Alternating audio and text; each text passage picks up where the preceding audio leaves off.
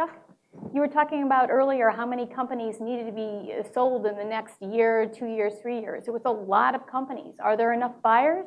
Yeah, absolutely. I mean, they're really, if you think 300,000 or 300,000 folks that like to buy a business, you have retired people retiring from the military, people retiring from other jobs, you have immigrants coming in, you have people inside the companies. I don't think we lack buyers at all. Well, if we need we don't lack buyers, but then how do we go about it? Should we have, Mike, broker involvement? Should we be looking to our family members? What do you recommend people start to do if they're thinking about selling? I agree that we have buyers.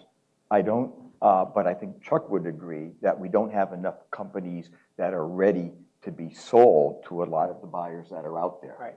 All right. For example, there are a lot of corporate refugees, people who've been downsized or who've just gotten sick of the rat race, and so they would be very interested in buying a manufacturing company. I have a list of people like that who have said to me, gee, if you ever come across a small manufacturing company, I'd be interested in buying it. The problem is they're good with metrics, they're good with financials, they're good in sales and marketing perhaps. They don't understand operations and engineering. But that's what most owners understand the best. That's the responsibility that most owners take upon themselves. And to the extent that they're the only one who understands how this, how this product is really manufactured and that sort of thing, if they're not able or willing to stay on for a period of time, then all of these candidates will be excluded as possible buyers. Now, would that pop up in those red flags you were referring to earlier when someone goes through and does an evaluation of their own business? It does, and it's in many cases it's the #1 red flag.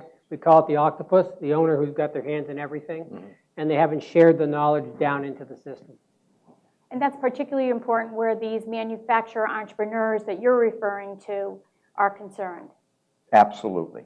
It's a question, and when you talk about mergers and acquisitions, the one rule that you can take to the bank, if you're a buyer, when the risk goes up, the price goes down. If the risk in a particular transaction goes down, then the price will go up.